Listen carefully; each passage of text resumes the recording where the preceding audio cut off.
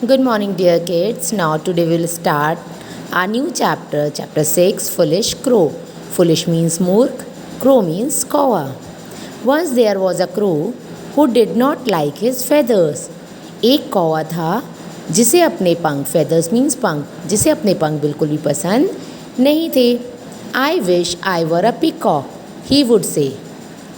उसकी विश थी, किसकी? क्रो की विश थी कि काश मैं क्या होता?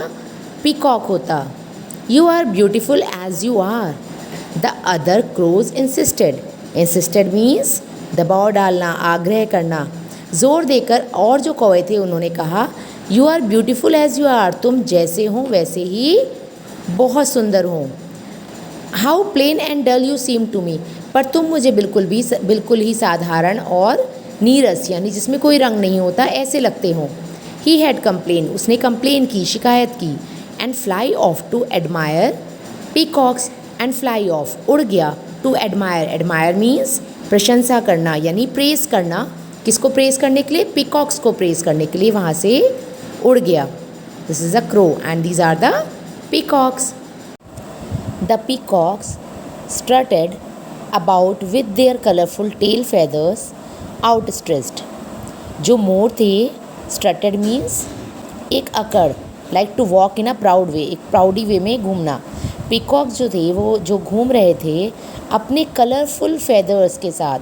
आउट स्ट्रेस्ड मीन्स फैला के. जो मोर थे वो अपने कलरफुल फेदर्स को फैलाकर वहाँ पर घूम रहे थे. To the delight of the crow. Delight means pleasure और यू कैन से आनंद के लिए. For the pleasure of the crow some of the peacock feathers lay on the ground when the peacocks left.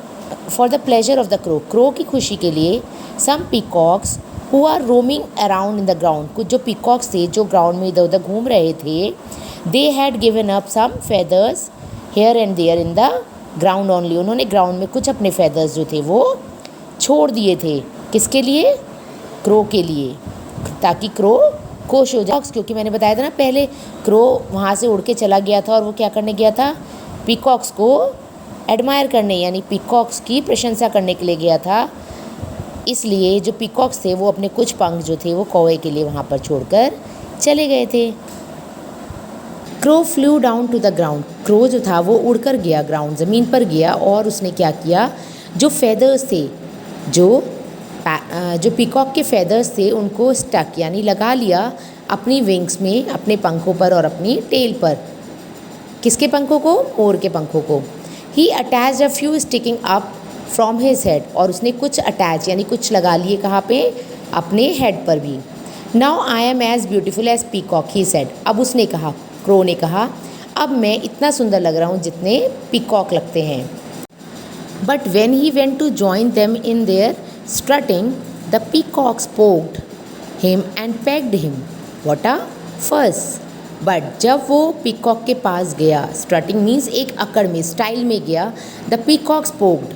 Poked means मजाक उड़ाया. Peacock ने मजाक उड़ाया कौवे का. And pecked him. Pegged him means चोंच मारना. पेग्ड मतलब चोंच मारने लगे. व्हाट अ फर्स. और उन्होंने कहा क्या गड़बड़ है, ये क्या, यहाँ ज़रूर कुछ गड़बड़ है, ऐसा मोर ने कहा. You are not a peacock they said. Who said? मोर जो थे, पीकॉक्स जो थे, उन्होंने कहा you are not a peacock, तुम पीकॉक नहीं हो. Don't imitate us. हमारी नकल, इमिटेट मीन्स नकल उतारना, हमारी नकल मत करो. Bruised and still dragging some broken peacock feathers in his tail he return home. Bruised means उसे चोट लग गई थी, चोट लगना. एंड स्टिल ड्रैगिंग, स्टिल मतलब अब भी वो ड्रैगिंग मतलब खींच रहा था कुछ टूटे हुए मोर पंखों को. इन हिज टेल, अपने टेल के कुछ टूटे हुए मोर पंखों को अभी वो खींचता हुआ अपने घर वापस आ गया. After all he is insulted. इतनी इंसल्ट होने के बाद, बेइज्जती होने के बाद, no one wanted his company. अब कोई भी उसकी कंपनी को पसंद यानी उसके साथ रहना पसंद नहीं करता था. एज ही सेट अलोन, इसलिए वो अकेला बैठा रहता था. The other crow set. जो अदर क्रो थे और कौवे थे उन्होंने कहा इट्स फुलिश टू ट्राई. ऐसी चीज़ों को ट्राई करना मूर्खता है. And be what you are not. जो तुम नहीं हो ऐसी चीज़ों को करना मूर्खता है. Learn to love the feathers you have got. Learns to love, ये सीखो, प्यार करना सीखो, feathers, पंखों से, you, this is the apostrophe and it is ve, यानी you have, it's a short form of you have. अपने feathers से प्यार करना सीखो जो तुम्हें मिले हैं, राइट? उसने कहा ये मूर्खता है ऐसी चीज़ों को करना जो तुम नहीं हो, हमें प्यार करना सीखना चाहिए जैसे हम हैं या जैसे तुम्हारे feathers हैं. Now come to the thought of the day.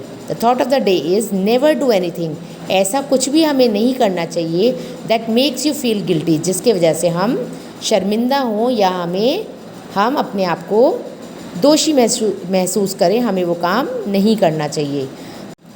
I think it's clear to every one. Yes, now thank you, have a nice day ahead.